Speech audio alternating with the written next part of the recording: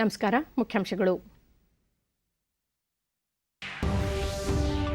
ದೇಶದಲ್ಲಿ ಸಮಗ್ರ ಜಲ ನಿರ್ವಹಣೆಗೆ ಆದ್ಯತೆ. 2024ರ ವೇಳೆಗೆ ಪ್ರತಿ ಮನೆಗೂ ಕೊಳವೆ ಮೂಲಕ ಕುಡಿಯುವ ನೀರು. ಉಪರಾಷ್ಟ್ರಪತಿ ವೆಂಕಯ್ಯ ನಾಯ್ಡು. ಮಾನವ ಕಳ್ಳ ಸಾಗಾಣಿಕೆ ತಡೆಗೆ ಪೊಲೀಸ್ ಇಲಾಖೆಗೆ ದ್ವಿಚಕ್ರ ವಾಹನ. ಕಾನೂನು ಸುವ್ಯವಸ್ಥೆ, ಮಹಿಳೆಯರ ಸುರಕ್ಷತೆಗೆ ಹೆಚ್ಚಿನ ಒತ್ತು. ಮುಖ್ಯಮಂತ್ರಿ ಬಿಎಸ್ ಯಡಿಯೂರಪ್ಪ. ಬಿಹಾರದಲ್ಲಿ ಎನ್ಡಿಎ ಮೈತ್ರಿಕೂಟಕ್ಕೆ ಮತ್ತೊಮ್ಮೆ ಸ್ಪಷ್ಟ ಬಹುಮತ. ಪ್ರಧಾನಿ ಸೇರಿ ಹಲವು ಮುಖಂಡರಿಂದ ಮತದಾರರಿಗೆ ಅಭಿನಂದನೆ. ಬಂಡವಾಳ ಸರಕು ಕ್ಷೇತ್ರ ಬಲವರ್ಧನೆಗೆ ಅಂತರ್ ಸಚಿವಾಲಯ ಸಮಿತಿ ರಚನೆ.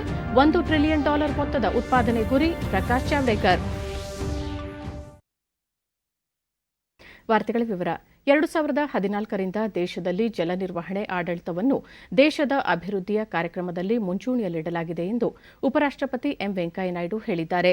2ನೇ ರಾಷ್ಟ್ರೀಯ ಜಲ ಪುರಸ್ಕಾರ ಪ್ರದಾನ ಸಮಾರಂಭದಲ್ಲಿ ಅವರು ನಮಾಮಿ ಗಂಗೆ ಪ್ರಧಾನಮಂತ್ರಿ ಕೃಷಿ ಸಿಂಚಾಯಿ ಯೋಜನೆ ಅಡಿಯಲ್ಲಿ ತ್ವರಿತವಾಗಿ ಪೂರ್ಣಗೊಳ್ಳುತ್ತಿರುವ ನೀರಾವರಿ ಯೋಜನೆಗಳು ಅಂತರ್ಜಲ ನಿರ್ವಹಣೆಗೆ ಪರಿಷ್ಕೃತ ದೃಷ್ಟಿಕೋನದ ಅಟಲ್ ಭೂಜಲ ಯೋಜನೆಯ ಧನಾತ್ಮಕ ಫಲಶ್ರುತಿಗಳು ಈಗ ಗೋಚರಿಸುತ್ತಿವೆ ಎಂದರು. ತೀರಾ ಅಗತ್ಯವಾಗಿದ್ದ ನೀತಿ ಸುಧಾರಣೆಗಳಿಗಾಗಿ ರೂಪಿಸಲಾದ ಜಲಶಕ್ತಿ ಸಚಿವಾಲಯವು ಬೇಡಿಕೆ ಮತ್ತು ಪೂರೈಕೆಯ ಮೇಲೆ ಗಮನ ಹರಿಸಿ ಸಮಗ್ರ ಜಲ ನಿರ್ವಹಣೆಗೆ ಒತ್ತು ನೀಡಿದೆ. ಜಲಜೀವನ ಅಭಿಯಾನ ಆರಂಭಿಸಲಾಗಿದ್ದು, ಇದರ ಅಡಿಯಲ್ಲಿ ಎಲ್ಲಾ ವಸತಿಗಳಿಗೆ 2024ರ ಹೊತ್ತಿಗೆ ಕೊಳವೆ ಮೂಲಕ ಕುಡಿಯುವ ನೀರು ಪೂರೈಸುವ ಮಹತ್ವಾಕಾಂಕ್ಷೆಯ ಗುರಿ ಹೊಂದಲಾಗಿದೆ ಎಂದು ತಿಳಿಸಿದರು.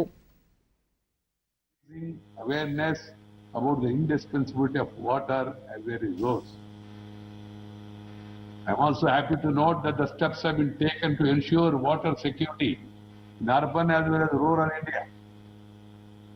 After successfully organizing National Water Awards 2018, the Department of Water Resources, River Development and Ganga Regeneration, Minister of Jal Shakti, instituted National Water Awards again in September 2019 in as many as 16 categories.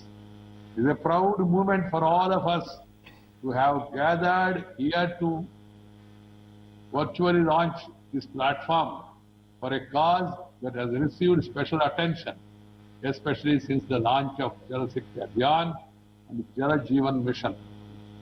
The awards are meant to not only recognize the good work done by the people in the water sector, but also aimed at motivating various stakeholders for effective management of water resources in the country. Even though the award ceremony was planned earlier, I am told it was postponed due to outbreak of COVID-19 pandemic. Therefore, the felicitation ceremony is now being organized on this virtual platform. It is also heartening to see that really good work is being done by the district administration, panchayats. It shows the growing sensitivity of local authorities towards the preservation and conservation of natural resources. It is my firm belief that decentralized planning plays a vital role. ಕೇಂದ್ರ ಸರ್ಕಾರದ ನಿರ್ಭಯ ಯೋಜನೆಯಡಿ ಮಾನವ ಕಳ್ಳ ಸಾಗಾಣಿಕೆ ತಡೆಗೆ ರಾಜ್ಯ police ಇಲಾಖೆಗೆ 751 ದ್ವಿಚಕ್ರ ವಾಹನಗಳನ್ನು ಮುಖ್ಯಮಂತ್ರಿ ಬಿಎಸ್ ಯಡಿಯೂರಪ್ಪ ಬೆಂಗಳೂರಿನಲ್ಲಿಂದು ಹಸ್ತಾಂತರಿಸಿ ಅವುಗಳ ಸೇವೆಗೆ ಚಾಲನೆ ನೀಡಿದರು. ಗೃಹ ಸಚಿವ ಬಸವರಾಜ ಬೊಮ್ಮಾಯಿ, ಗೃಹ ಇಲಾಖೆಯ ಅಪರ ಮುಖ್ಯ ಕಾರ್ಯದರ್ಶಿ ರಜನೀಶ್ ಗೋಯಲ್, ಪೊಲೀಸ್ ಮಹಾನಿರ್ದೇಶಕ ಪ್ರವೀಣ್ ಸೂದ್, ಹಿರಿಯ ಪೊಲೀಸ್ ಅಧಿಕಾರಿಗಳು ಮತ್ತಿತರರು ಉಪಸ್ಥಿತರಿದ್ದರು.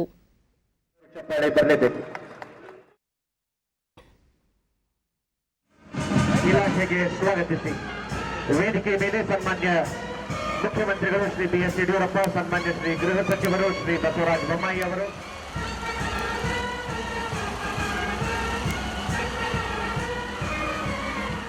ಕಾನೂನು ಮತ್ತು ಸುವ್ಯವಸ್ಥೆ ಸಿಎಲ್ಎಂ ರವರು.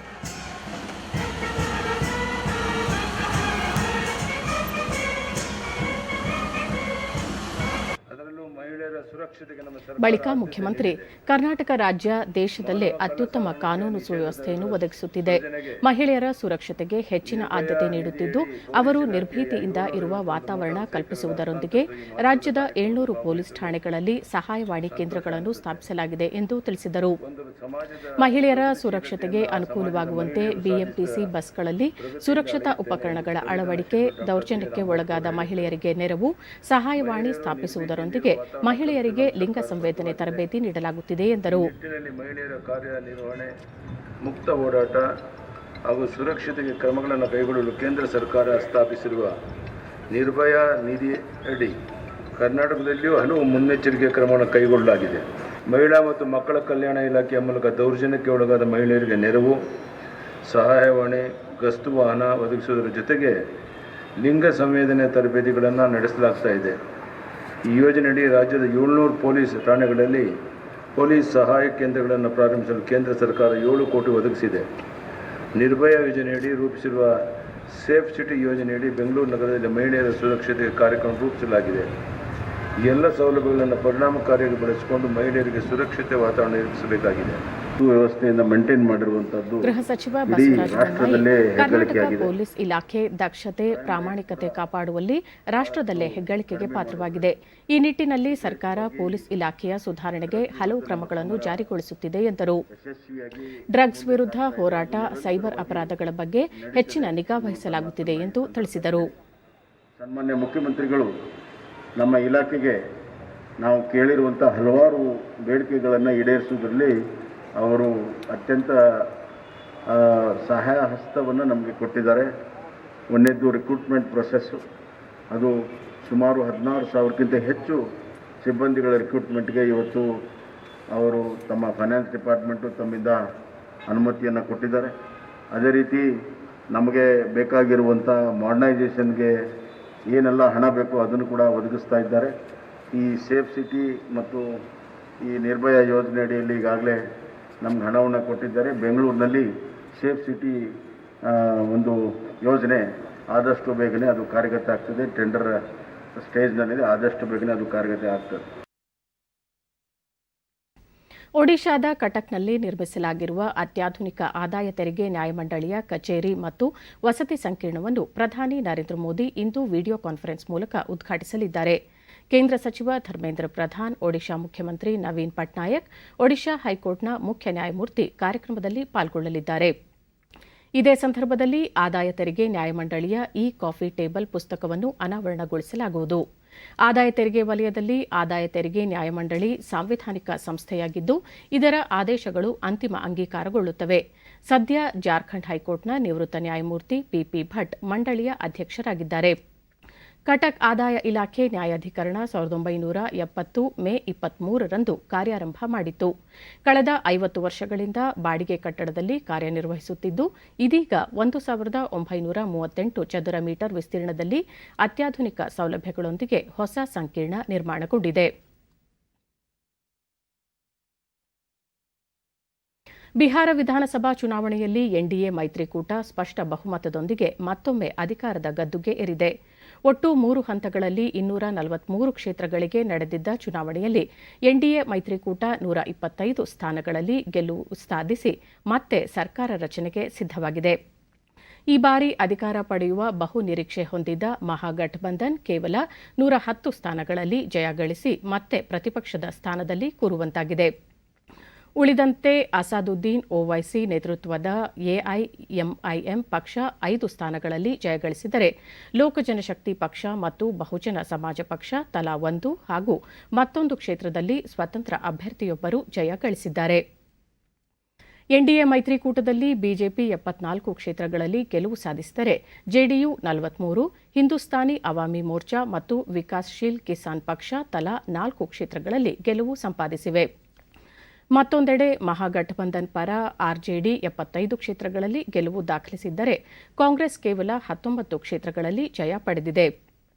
ಸಿಪಿಐ ಮತ್ತು ಸಿಪಿಎಂ ಪಕ್ಷಗಳು ತಲಾ 2 ಹಾಗೂ ಸಿಪಿಐಎಂಎಲ್ ಪಕ್ಷ 12 ಸ್ಥಾನಗಳಲ್ಲಿ ಗೆಲುವು ತನ್ನದಾಗಿಸಿಕೊಂಡಿದೆ.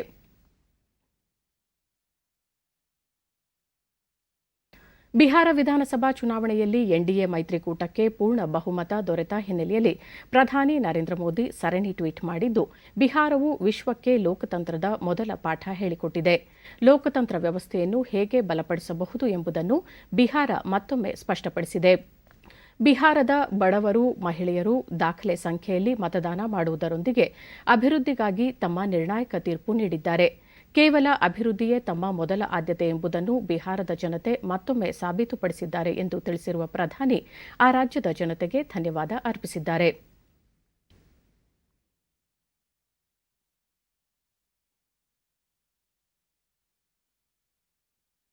ಕೇಂದ್ರ ವಾರ್ತಾ ಮತ್ತು ಪ್ರಸಾರ ಖಾತೆ ಸಚಿವ ಪ್ರಕಾಶ್ ಜಾವಡೇಕರ್ ದೇಶದಲ್ಲಿ ಪ್ರಕಟವಾದ ಚುನಾವಣಾ ಫಲಿತಾಂಶಗಳು ಪ್ರಧಾನಿ ನರೇಂದ್ರ ಮೋದಿ ಅವರು ಅತಿ ವಿಶ್ವಾಸಾರ್ಹ ನಾಯಕ ಎಂಬುದನ್ನು ಮತ್ತೊಮ್ಮೆ ಸಾಬೀತುಪಡಿಸಿದೆ.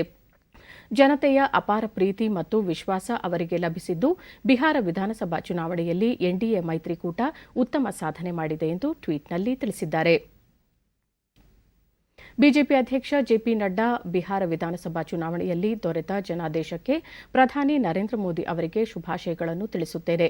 ಅವರ ನಾಯಕತ್ವದಲ್ಲಿ ಭಾರತವು ವಾಸ್ತವದಲ್ಲಿ ಇಂದು ವಿಶೇಷ ಶಕ್ತಿಯ ರೂಪದಲ್ಲಿ ಪ್ರತಿಷ್ಠಾನವಾಗುತ್ತಿದ್ದು, ಸಮೃದ್ಧಿ, ಸುರಕ್ಷತೆ ಮತ್ತು ಎಲ್ಲರ ಅಭಿವೃದ್ಧಿ ಸಾಧ್ಯವಾಗಲಿದೆ.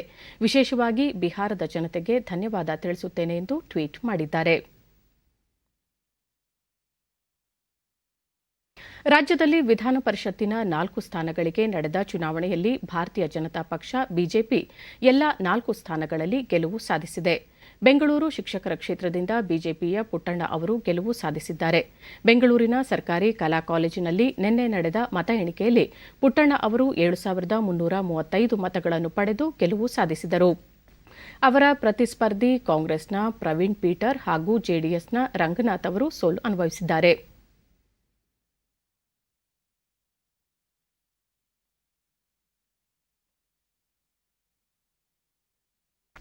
ಪಶ್ಚಿಮ ಪದವೀಧರ ಕ್ಷೇತ್ರದಿಂದ ಬಿಜೆಪಿಯ ಎಸ್ವಿ ಸಂಕನೂರ ಆಯ್ಕೆಯಾಗಿದ್ದು, ಅವರು 23,857 ಮತ ಪಡೆದು ಗೆಲುವು ಸಾಧಿಸಿದ್ದಾರೆ.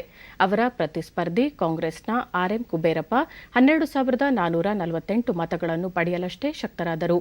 ಜೆಡಿಎಸ್ ಬೆಂಬಲಿತ ಪಕ್ಷೇತರ ಅಭ್ಯರ್ಥಿ ಬಸವರಾಜ ಗುರಿಕಾರ 6,188 ಮತ ಪಡೆದರು.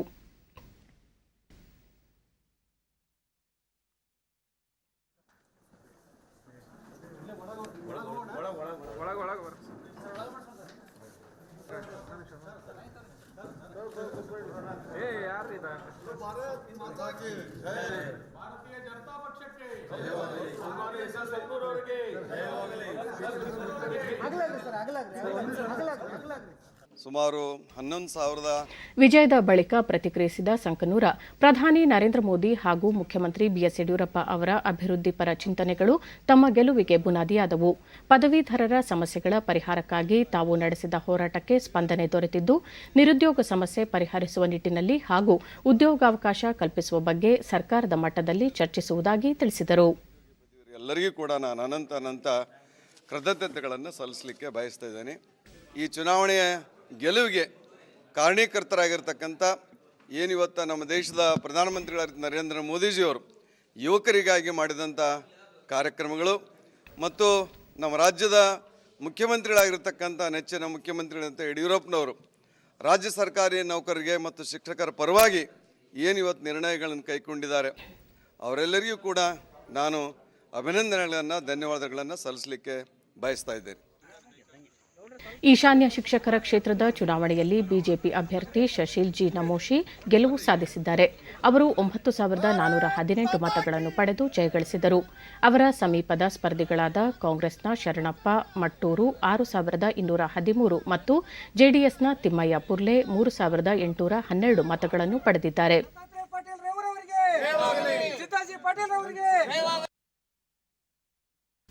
ಆಗ್ನೇಯ ಪದವೀಧರ ಕ್ಷೇತ್ರದಿಂದ ಬಿಜೆಪಿ ಅಭ್ಯರ್ಥಿ ಚಿದಾನಂದಗೌಡ ಗೆಲುವು ಸಾಧಿಸಿದ್ದಾರೆ. ಒಟ್ಟು 14 ಟೇಬಲ್ಗಳಲ್ಲಿ ನಡೆದ ಮತ ಎಣಿಕೆಯಲ್ಲಿ ಚಿದಾನಂದಗೌಡ 24,217 ಮತಗಳನ್ನು ಪಡೆಯುವ ಮೂಲಕ ತಮ್ಮ ಪ್ರತಿಸ್ಪರ್ಧಿ ಪಕ್ಷೇತರ ಅಭ್ಯರ್ಥಿ ಡಿಟಿ ಶ್ರೀನಿವಾಸ್ ಅವರನ್ನು ಸೋಲಿಸಿದ್ದಾರೆ. ಎರಡನೇ ಸ್ಥಾನ ಪಡೆದ ಶ್ರೀನಿವಾಸ್ 19,146 ಮತ ಗಳಿಸಿದ್ದಾರೆ. ಕಳೆದ ಅಕ್ಟೋಬರ್ 28ರಂದು ವಿಧಾನ ಪರಿಷತ್ತಿನ ಈ 4 ಸ್ಥಾನಗಳಿಗೆ ಚುನಾವಣೆ ನಡೆದಿತ್ತು. ಶಿರಾ ಮತ್ತು ರಾಜರಾಜೇಶ್ವರಿ ನಗರ ವಿಧಾನಸಭಾ ಕ್ಷೇತ್ರಗಳ ಉಪಚುನಾವಣೆಯಲ್ಲಿ ಬಿಜೆಪಿ ಅಭ್ಯರ್ಥಿಗಳು ಗೆಲುವು ಸಾಧಿಸಿದ ಹಿನ್ನೆಲೆಯಲ್ಲಿ ಪ್ರಧಾನಿ ಸೇರಿದಂತೆ ಕೇಂದ್ರ ಸಚಿವರು ಹಾಗೂ ಹಲವು ಬಿಜೆಪಿ ಮುಖಂಡರು ಸಂತಸ ವ್ಯಕ್ತಪಡಿಸಿದ್ದಾರೆ.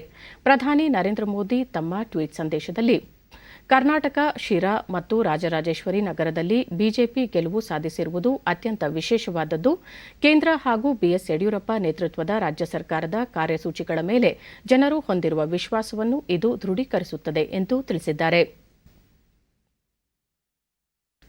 ಕೇಂದ್ರ ಸಚಿವ ಡಿವಿ ಸದಾನಂದಗೌಡ ಟ್ವೀಟ್ ಮಾಡಿ ರಾಜರಾಜೇಶ್ವರಿ ನಗರ ಮತ್ತು ಶಿರಾ ವಿಧಾನಸಭಾ ಕ್ಷೇತ್ರಗಳ ಉಪಚುನಾವಣೆಯಲ್ಲಿ ಜಯಗಳಿಸಿರುವ ಬಿಜೆಪಿಯ ಮುನಿರತ್ನ ಹಾಗೂ ರಾಜೇಶ್ ಗೌಡ ಅವರಿಗೆ ಅಭಿನಂದನೆಗಳನ್ನು ಸಲ್ಲಿಸಿ ಜನತೆ ಪ್ರತಿಪಕ್ಷದ ಜಾತಿ ರಾಜಕಾರಣವನ್ನು ತಿರಸ್ಕರಿಸಿರುವುದು ಸಾಬೀತಾಗಿದೆ ಎಂದು ತಿಳಿಸಿದ್ದಾರೆ. ಕೇಂದ್ರ ಸಚಿವ ಪ್ರಹ್ಲಾದ್ ಜೋಶಿ ಕರ್ನಾಟಕ ಮತ್ತು ದೇಶದ ಹಲವು ರಾಜ್ಯಗಳ ಉಪಚುನಾವಣೆಯಲ್ಲಿ ಬಿಜೆಪಿ ಗೆಲುವು ಸಾಧಿಸಿದ್ದು, ಪ್ರಧಾನಿ ನರೇಂದ್ರ ಮೋದಿ ಅವರ ಜನಪ್ರಿಯತೆ ಮತ್ತಷ್ಟು ಹೆಚ್ಚಾಗಿರುವುದು ಇದರಿಂದ ತಿಳಿಯುತ್ತದೆ. ಪ್ರಧಾನಿ ಅವರ ಮೇಲೆ ತಮಗೆ ವಿಶ್ವಾಸವಿದೆ ಎಂಬ ಸಂದೇಶವನ್ನು ಜನರು ಈ ಫಲಿತಾಂಶದ ಮೂಲಕ ನೀಡಿದ್ದಾರೆ. ವಿದ್ಯಾವಂತರು ಮತ್ತು ಜನಸಾಮಾನ್ಯರು ಕೂಡ ಬಿಜೆಪಿಯೊಂದಿಗಿದ್ದಾರೆ ಎಂಬುದನ್ನು ಸ್ಪಷ್ಟವಾಗಿದೆ ಎಂದರು. ಮಾಹಿತಿ ಪ್ರಕಾರ ಸ್ವಲ್ಪ ಸಂಖ್ಯೆ ಆ ಕಡೆ ಈ ಕಡೆ ಆಗಬಹುದು. 58 ಸೀಟುಗಳಲ್ಲಿ 40ಕ್ಕೂ ಹೆಚ್ಚು ಸ್ಥಾನಗಳಲ್ಲಿ ಉಪಚುನಾವಣೆಯಲ್ಲಿ ಭಾರತೀಯ ಜನತಾ ಪಾರ್ಟಿ ಗೆದ್ದಿದೆ. ಇದರ ಅರ್ಥ ಇಲ್ಲಿ ಯಾವ ರಾಜ್ಯಗಳಲ್ಲಿ ನಮ್ಮ ಆಡಳಿತ ಇದೆ ಅಲ್ಲಿರಬಹುದು ಮತ್ತು ಒಟ್ಟಾರೆ ಕೇಂದ್ರದಲ್ಲಿ ಸನ್ಮಾನ್ಯ ನರೇಂದ್ರ ಮೋದಿಯವರ ನೇತೃತ್ವದಲ್ಲಿ ಏನು ಭಾರತೀಯ ಜನತಾ ಪಾರ್ಟಿ ಆಡಳಿತವನ್ನು ನಡೆಸ್ತಾ ಇದೆ, ಅವರ ನೇತೃತ್ವದಲ್ಲಿ ಭಾರತೀಯ ಜನತಾ ಪಾರ್ಟಿಯನ್ನು ಮುನ್ನಡೀತಾ ಇದೆ. 2 ವಿಧಾನಸಭೆಯ ಉಪಚುನಾವಣೆಗಳು, 4 ವಿಧಾನ ಪರಿಷತ್ ಚುನಾವಣೆಯಲ್ಲಿ ಈಗಾಗಲೇ 2 ವಿಧಾನಸಭೆಯ ಉಪಚುನಾವಣೆಯಲ್ಲಿ 2-2 ನಾವು ಗೆದ್ದಿದ್ದೇವೆ. ರಾಜರಾಜೇಶ್ವರಿ ಹಾಗೂ ಶಿರಾ ವಿಧಾನಸಭೆ ಉಪಚುನಾವಣೆಯಲ್ಲಿ ನಿರೀಕ್ಷೆಯಂತೆ ಬಿಜೆಪಿ ಅಭ್ಯರ್ಥಿಗಳು ಗೆಲುವು ಸಾಧಿಸಿದ್ದು, ಅಲ್ಲಿನ ಮತದಾರರಿಗೆ ಅಭಿನಂದನೆಗಳು ಎಂದು ಉಪಮುಖ್ಯಮಂತ್ರಿ ಡಾ ಸಿಎನ್ ಅಶ್ವತ್ಥನಾರಾಯಣ ನಿನ್ನೆ ಕೊಪ್ಪಳದಲ್ಲಿ ತಿಳಿಸಿದ್ದಾರೆ.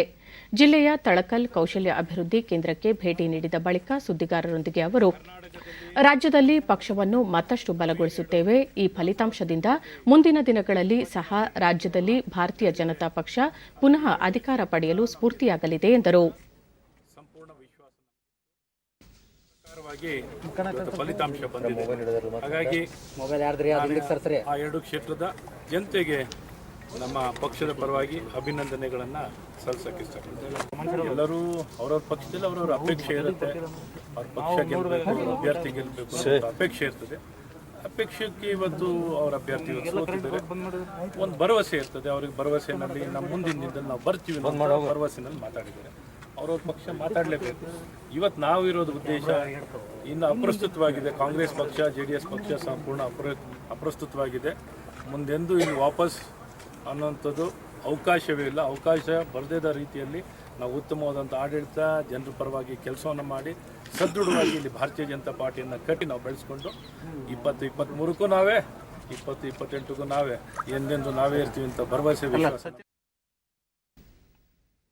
ಭಾರತವನ್ನು ಶಿಕ್ಷಣ ಕ್ಷೇತ್ರದ ಜಾಗತಿಕ ತಾಣವನ್ನಾಗಿಸಲು ಕೇಂದ್ರ ಸರ್ಕಾರ ಕಾರ್ಯಯೋಜನೆ ರೂಪಿಸಿದೆ ಎಂದು ಕೇಂದ್ರ ಶಿಕ್ಷಣ ಸಚಿವ ರಮೇಶ್ ಪೋಖ್ರಿಯಾಲ್ ನಿಶಾಂಕ್ ನಿನ್ನೆ ತಿಳಿಸಿದ್ದಾರೆ.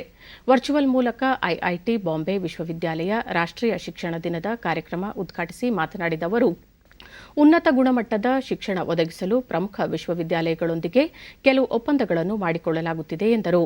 2020ರ ರಾಷ್ಟ್ರೀಯ ಶಿಕ್ಷಣ ನೀತಿಯಡಿ ಭಾರತದಲ್ಲಿ ವಿಶ್ವದ 100 ಅಗ್ರಗಣ್ಯ ವಿಶ್ವವಿದ್ಯಾಲಯಗಳ ಅಧ್ಯಯನ ಕೇಂದ್ರಗಳನ್ನು ಆರಂಭಿಸಲು ಚಿಂತನೆ ನಡೆಸಲಾಗಿದೆ. ಈ ಕುರಿತು ಈಗಾಗಲೇ ಅಗತ್ಯ ಕ್ರಮಗಳನ್ನು ಕೈಗೊಳ್ಳಲಾಗಿದೆ ಎಂದು ತಿಳಿಸಿದ್ದಾರೆ.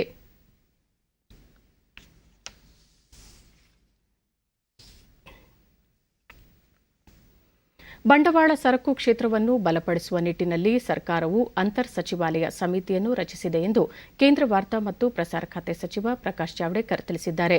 ಈ ಕುರಿತು ಸ್ವರಣಿ ಟ್ವೀಟ್ ಮಾಡಿರುವ ಅವರು, ಉತ್ಪಾದನಾ ವಲಯವನ್ನು $1 ಟ್ರಿಲಿಯನ್ ಮೌಲ್ಯಕ್ಕೆ ಕೊಂಡೊಯ್ಯುವ ನಿಟ್ಟಿನಲ್ಲಿ ಸಹಕಾರಿಯಾಗಲಿದೆ.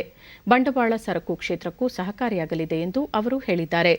ಒಟ್ಟು 21 ಸದಸ್ಯರ ಅಂತರ್ ಸಚಿವಾಲಯ ಸಮಿತಿ ಬೃಹತ್ ಕೈಗಾರಿಕಾ ಇಲಾಖೆ ಕಾರ್ಯದರ್ಶಿ ಅವರ ನೇತೃತ್ವದಲ್ಲಿ ಕಾರ್ಯನಿರ್ವಹಿಸಲಿದೆ. ಈ ಸಮಿತಿಯು ಬಂಡವಾಳ ಸರಕುಗಳ ವಲಯವನ್ನು ಜಾಗತಿಕವಾಗಿ ಸ್ಪರ್ಧಾತ್ಮಕವಾಗಿಸಲು ಮತ್ತು ವಿಶ್ವಮಟ್ಟದಲ್ಲಿ ಉತ್ಪಾದನಾ ಕೇಂದ್ರವನ್ನಾಗಿಸಲು ಮಾರ್ಗೋಪಾಯಗಳನ್ನು ರೂಪಿಸುತ್ತದೆ ಎಂದು ಪ್ರಕಾಶ್ ಜಾವಡೇಕರ್ ತಿಳಿಸಿದ್ದಾರೆ. ಆನ್ಲೈನ್ ಸುದ್ದಿ ವೇದಿಕೆಗಳು ಮತ್ತು ಸುದ್ದಿ ಸೇವೆಗಳು ವಾರ್ತಾ ಮತ್ತು ಪ್ರಸಾರ ಸಚಿವಾಲಯದ ನಿಯಂತ್ರಣದ ವ್ಯಾಪ್ತಿಗೆ ತರಲು ಭಾರತ ಸರ್ಕಾರ ತತ್ಕ್ಷಣದಿಂದಲೇ ಜಾರಿಗೆ ಬರುವಂತೆ ವ್ಯಾಪಾರ ಹಂಚಿಕೆ ನಿಯಮ 1961ಕ್ಕೆ ತಿದ್ದುಪಡಿ ಮಾಡಿದ್ದು, ಇದಕ್ಕೆ ರಾಷ್ಟ್ರಪತಿ ರಾಮನಾಥ್ ಕೋವಿಂದ್ ಅಂಕಿತ ಹಾಕಿದ್ದಾರೆ. ಸಂವಿಧಾನದ ವಿಧಿ 77ರ 3ನೇ ಅನುಚ್ಛೇದದಲ್ಲಿ ದತ್ತವಾದ ಅಧಿಕಾರವನ್ನು ಬಳಸಿ ಈ ತಿದ್ದುಪಡಿ ಮಾಡಲಾಗಿದೆ. ಇದರೊಂದಿಗೆ ಡಿಜಿಟಲ್ ಮತ್ತು ಆನ್ಲೈನ್ ಮಾಧ್ಯಮಗಳು, ಚಿತ್ರಗಳು, ದೃಶ್ಯ ಮತ್ತು ಶ್ರವಣ ಕಾರ್ಯಕ್ರಮಗಳು, ಸುದ್ದಿ ಮತ್ತು ಪ್ರಚಲಿತ ವಿದ್ಯಮಾನಗಳ ಕುರಿತಂತೆ ಆನ್ಲೈನ್ ವೇದಿಕೆಯಲ್ಲಿರುವ ಮಾಹಿತಿ ನಿಯಂತ್ರಣಕ್ಕೆ ಒಳಪಡಲಿದೆ.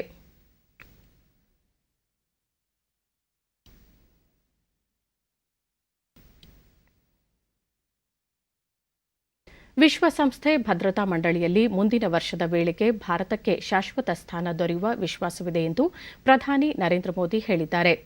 ವರ್ಚುವಲ್ ಮೂಲಕ ನಿನ್ನೆ ಶಾಂಘೈ ಸಹಕಾರ ಸಂಸ್ಥೆ ಎಸ್ಸಿಒ ಸದಸ್ಯ ರಾಷ್ಟ್ರಗಳ ಮುಖ್ಯಸ್ಥರ ಸಭೆಯನ್ನುದ್ದೇಶಿಸಿ ಮಾತನಾಡಿದ ಅವರು, ಭಾರತ ವಿಶ್ವಸಂಸ್ಥೆ ಭದ್ರತಾ ಮಂಡಳಿಯಲ್ಲಿ ಸ್ಥಾನ ಪಡೆಯಲು ಎಸ್ಸಿಒ ಒಕ್ಕೂಟ ಸೇರಿದಂತೆ ಅನೇಕ ದೇಶಗಳು ಈಗಾಗಲೇ ಬೆಂಬಲ ವ್ಯಕ್ತಪಡಿಸಿವೆ. ಭಾರತಕ್ಕೆ ಈ ಅವಕಾಶ ಶೀಘ್ರವೇ ದೊರೆಯುವ ವಿಶ್ವಾಸವಿದೆ. ವಿಶ್ವಸಂಸ್ಥೆ ಸ್ಥಾಪನೆಯಾಗಿ 75 ವರ್ಷವಾದರೂ ಇನ್ನೂ ಅನೇಕ ಸುಧಾರಣೆಗಳ ಅಗತ್ಯವಿದೆ ಎಂದರು. ಎಸ್ಸಿಒ ಒಕ್ಕೂಟ ದೇಶಗಳೊಂದಿಗೆ ಭಾರತ ಸದೃಢ ಸಾಂಸ್ಕೃತಿಕ ಮತ್ತು ಐತಿಹಾಸಿಕ ಬಾಂಧವ್ಯ ಹೊಂದಿದೆ. ಸದಸ್ಯ ದೇಶಗಳ ಸಾರ್ವಭೌಮತ್ವ ಮತ್ತು ಪ್ರಾದೇಶಿಕ ಐಕ್ಯತೆಯನ್ನು ಪರಸ್ಪರ ಗೌರವಿಸುವುದರೊಂದಿಗೆ ದೇಶಗಳ ನಡುವೆ ಸಂಪರ್ಕ ವೃದ್ಧಿಯಾಗಬೇಕಾಗಿದೆ. ಎಸ್ಸಿಒ ಕಾರ್ಯಸೂಚಿಯಲ್ಲಿ ದ್ವಿಪಕ್ಷೀಯ ವಿಷಯಗಳನ್ನು ತರುವ ಅನಗತ್ಯ ಪ್ರಯತ್ನಗಳು ನಡೆಯುತ್ತಿವೆ. ಇದು ಎಸ್ಸಿಒ ಸನ್ನದ್ದು ಮತ್ತು ಮೂಲ ಉದ್ದೇಶದ ಉಲ್ಲಂಘನೆಯಾಗಿದೆ ಎಂದು ಅವರು ತಿಳಿಸಿದರು.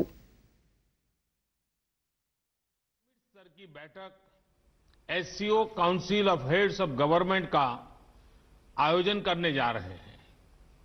इस बैठक के लिए एक व्यापक एजेंडा तैयार किया गया है, जिसमें आर्थिक सहयोग के मुद्दों पर विशेष ध्यान दिया गया है. हमने स्टार्टअप इकोसिस्टम में अपने समृद्ध अनुभव को साझा करने के लिए इनोवेशन एंड स्टार्टअप पर स्पेशल वर्किंग ग्रुप की स्थापना का प्रस्ताव रखा है. हमने ट्रेडिशनल मेडिसिन पर वर्किंग ग्रुप का भी प्रस्ताव रखा है, ताकि एससीओ देशों में पारंपरिक और प्राचीन चिकित्सा के ज्ञान और समकालीन चिकित्सा में हो रही प्रगति एक दूसरे के पूरक बन सके.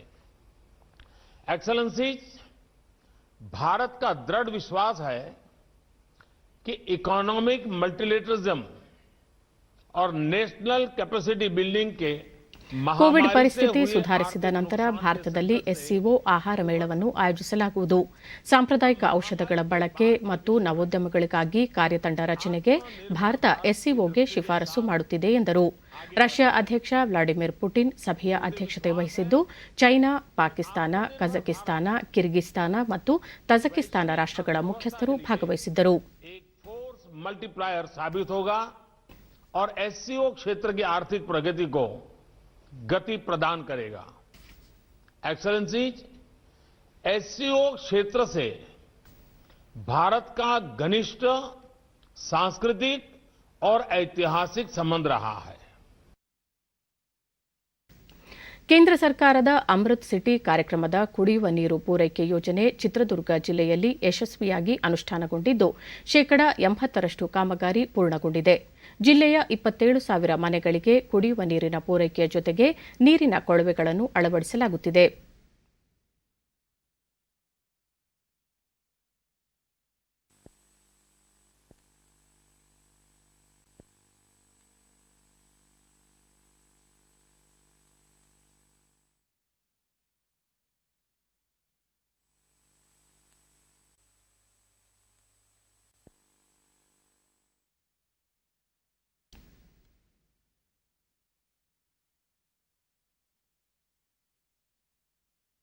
ಈ ಚಿತ್ರದುರ್ಗ ಅಂದ್ರೆ ಡಿಡಿ ನ್ಯೂಸ್ನೊಂದಿಗೆ ಸ್ಥಳೀಯ ನಿವಾಸಿ ಕವಿತಾ, ಈ ಯೋಜನೆಯಡಿ ಕುಡಿಯುವ ನೀರಿಗೆ ಮೀಟರ್ ಅಳವಡಿಕೆ ಮಾಡಲಾಗಿದ್ದು, ಮಿತ ನೀರು ಬಳಕೆ ಸಾಧ್ಯವಾಗಿದೆ ಎಂದರು. ಫಿಕ್ಸ್ ಮಾಡಿದ್ದಾರೆ, ಅದು ತುಂಬಾ ಒಳ್ಳೆಯದು ಅಂತ ನಾನು ಹೇಳ್ತೀನಿ.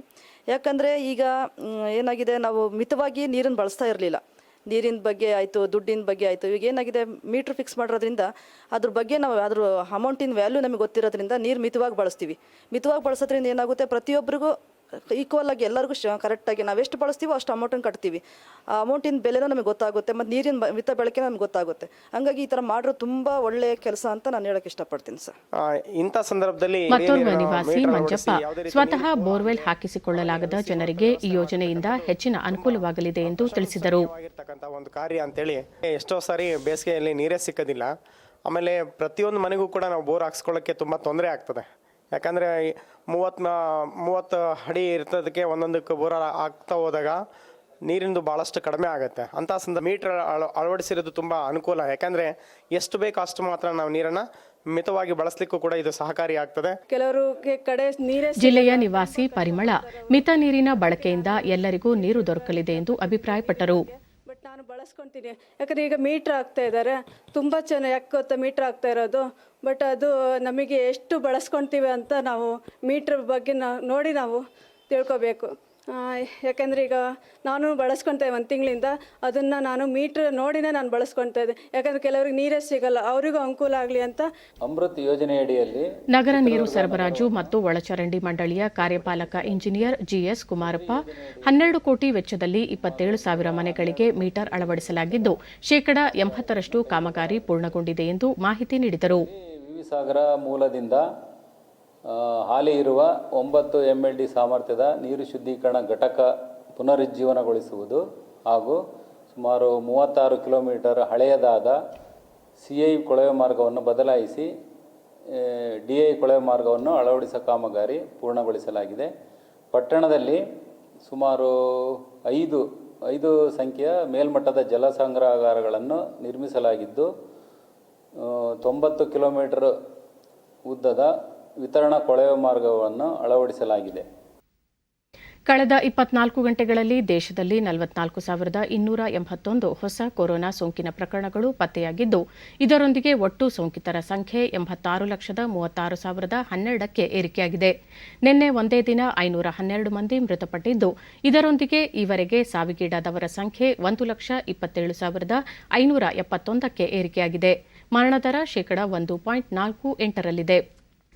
4,94,657 ಸೋಂಕಿತರು ವಿವಿಧ ಆಸ್ಪತ್ರೆಗಳಲ್ಲಿ ಚಿಕಿತ್ಸೆ ಪಡೆಯುತ್ತಿದ್ದಾರೆ.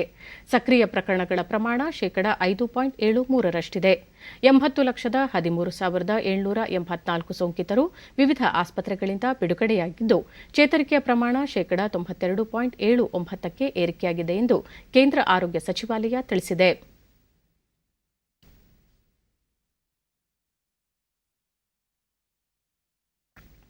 ಮಾರಕ ಕೊರೋನಾ ಸೋಂಕಿನ ಪ್ರಸರಣ ತಡೆಗೆ ಪರೀಕ್ಷೆ, ಪತ್ತೆ ಮತ್ತು ಸೂಕ್ತ ಚಿಕಿತ್ಸೆ ಮಂತ್ರವನ್ನು ಅಳವಡಿಸಿಕೊಂಡಿರುವ ಕೇಂದ್ರ ಆರೋಗ್ಯ ಮತ್ತು ಕುಟುಂಬ ಕಲ್ಯಾಣ ಸಚಿವಾಲಯ ಕೊರೋನಾ ಮಾದರಿ ಪರೀಕ್ಷೆಗೆ ಹೆಚ್ಚಿನ ಒತ್ತು ನೀಡಿದೆ.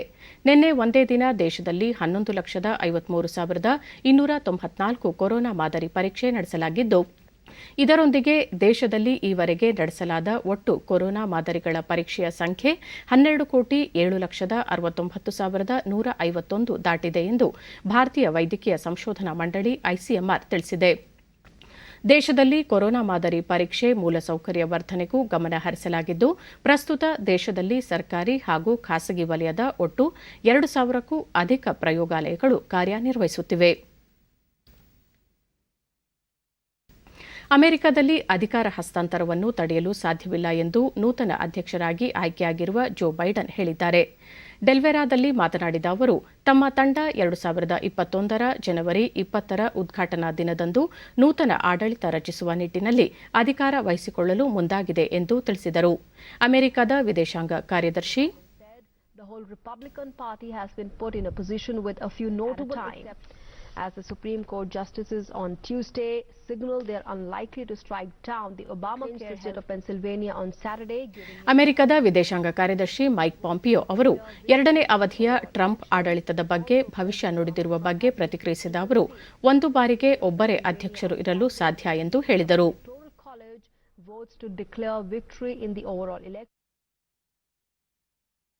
ಕೊನೆಯಲ್ಲಿ ಮತ್ತೊಮ್ಮೆ ಮುಖ್ಯಾಂಶಗಳು. ದೇಶದಲ್ಲಿ ಸಮಗ್ರ ಜಲ ನಿರ್ವಹಣೆಗೆ ಆದ್ಯತೆ, 2024ರ ವೇಳೆಗೆ ಪ್ರತಿ ಮನೆಗೂ ಕೊಳವೆ ಮೂಲಕ ಕುಡಿಯುವ ನೀರು, ಉಪರಾಷ್ಟ್ರಪತಿ ಎಂ ವೆಂಕಯ್ಯನಾಯ್ಡು. ಮಾನವ ಕಳ್ಳ ಸಾಗಾಣಿಕೆ ತಡೆಗೆ ಪೊಲೀಸ್ ಇಲಾಖೆಗೆ ದ್ವಿಚಕ್ರ ವಾಹನ, ಕಾನೂನು ಸುವ್ಯವಸ್ಥೆ, ಮಹಿಳೆಯರ ಸುರಕ್ಷತೆಗೆ ಹೆಚ್ಚಿನ ಒತ್ತು, ಮುಖ್ಯಮಂತ್ರಿ ಬಿಎಸ್ ಯಡಿಯೂರಪ್ಪ. ಬಿಹಾರದಲ್ಲಿ ಎನ್ಡಿಎ ಮೈತ್ರಿಕೂಟಕ್ಕೆ ಮತ್ತೊಮ್ಮೆ ಸ್ಪಷ್ಟ ಬಹುಮತ, ಪ್ರಧಾನಿ ಸೇರಿ ಹಲವು ಮುಖಂಡರಿಂದ ಮತದಾರರಿಗೆ ಅಭಿನಂದನೆ. ಬಂಡವಾಳ ಸರಕು ಕ್ಷೇತ್ರ ಬಲವರ್ಧನೆಗೆ ಅಂತರ್ ಸಚಿವಾಲಯ ಸಮಿತಿ ರಚನೆ, $1 ಟ್ರಿಲಿಯನ್ ಮೊತ್ತದ ಉತ್ಪಾದನೆ ಗುರಿ, ಪ್ರಕಾಶ್ ಜಾವಡೇಕರ್. ನಮ್ಮ ಮುಂದಿನ ವಾರ್ತಾ ಪ್ರಸಾರ ಸಂಜೆ 4:30 ಡಿಡಿ ಚಂದನದಲ್ಲಿ. ನಮಸ್ಕಾರ.